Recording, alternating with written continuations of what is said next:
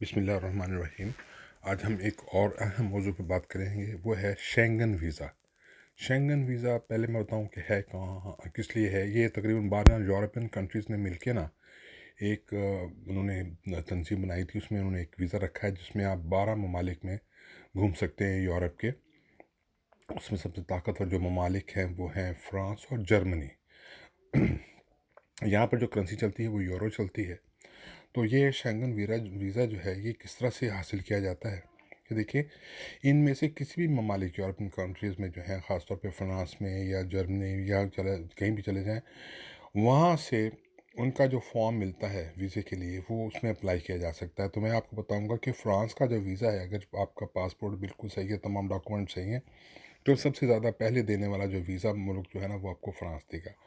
باقی کچھ دن لگ جاتے ہیں، کہیں 10 دن لگ جاتے ہیں، کہیں 15 دن لگ جاتے ہیں، کہیں 25 دن لگتے ہیں ویریفیکیشن وغیرہ کے لیے۔ لیکن اگر یہ کنفرم ہو جائے، ان کو تمام ڈاکومنٹس درست ہیں، تو یہ ایک دن میں بھی فرانس آپ کو ویزا دے سکتا ہے۔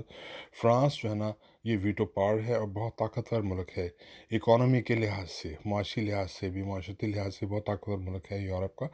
تو اس لحاظ سے یہ بہت سے لوگ یہاں پہ آنا چاہتے ہیں۔ اس کے لیے پھر وہ یہ ہے کہ جو سب سے پہلے یہ ہے کہ آپ اگر وزٹ کرنا چاہتے ہیں تو آپ کے لیے اپنے ڈاکومنٹ جو ہے نا اپ ٹو ڈیٹ ہونا چاہیے۔ مثال کے طور پہ آپ کا جو پاسپورٹ ہے وہ اپ ٹو ڈیٹ ہو، یعنی کہ کم از کم اس کی 6 ماہ میعاد رہ رہی ہو بھی ایکسپائری میں، ایکسپائر نہ ہو۔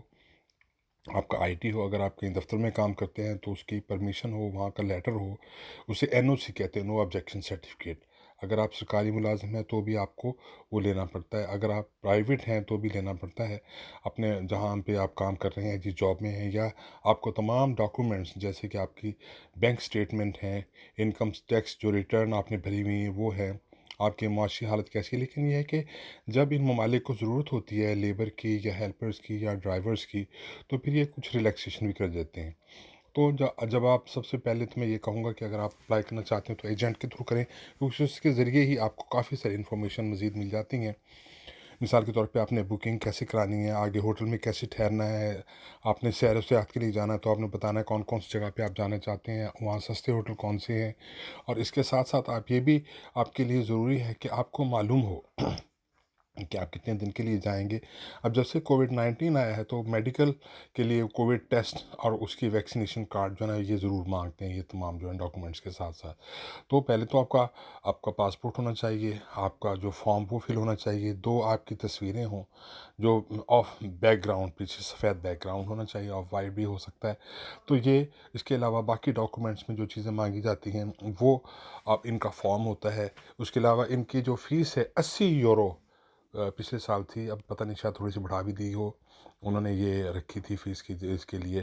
تو یہ تمام ڈاکومنٹس، اگر آپ کا ریکارڈ جو ہے بالکل ٹھیک ہے، اور اگر آپ اس ویزے پہ اپنے پاسپورٹ پہ مختلف جگہ پہلے ٹور کر چکے ہیں، کہیں دوسری جگہ جیسے ڈینمارک ہو گیا یا کسی اور جگہ پر، تو یہ ایزیلی آپ کو مل سکے گا۔ لیکن اس کے باوجود بھی یہ آسانی سے مقصد مل جاتا ہے اگر آپ کے تمام ڈاکومنٹ صحیح ہوں، آپ ان کی سوالوں کا جواب صحیح طرح سے دے دیں، انہیں کسی قسم کی آپ کو سب شک نہ ہو کہ آپ جو ہے وہاں جا کے کچھ اس کا کام کریں گے۔ تو یا اگر آپ کو کمپنی نے کسی نے بلایا ہے تو کمپنی کا کوئی لیٹر آپ کے ساتھ ہونا چاہیے، آپ لگانا چاہیں لگا سکتے ہیں۔ تو اس کے بعد آپ کو ویزا جو ہے وہ مل جاتا ہے، فرانس کا ویزا مل جاتا ہے۔ اور اسی طرح سے دوسرے، اور اس میں آپ یہ ہے کہ فرانس کا ویزا لینے کے بعد شینگن ویزا کو جو کہتے ہیں، تو یہ سیر و سیاحت کے لیے ہوتا ہے۔ آپ فیملی کے ساتھ اکیلے بھی جا سکتے ہیں، آپ کا بیلنس آپ کو شو کرنا پڑتا ہے، آپ کو بینک سٹیٹمنٹ دکھانی پڑتی ہے، اور بالکل ریگولر ہونی چاہیے تمام چیزیں، کسی میں شک و شبہات نہ ہو۔ تو یہ اس طرح سے آپ یہ ویزا لے سکتے ہیں، اور اس طرح سے آپ جو ہے یہاں پر آ سکتے ہیں۔ اگر آپ کو یہ ویڈیو پسند آئی تو اسے لائک کریں اور سبسکرائب کریں۔ Thank you.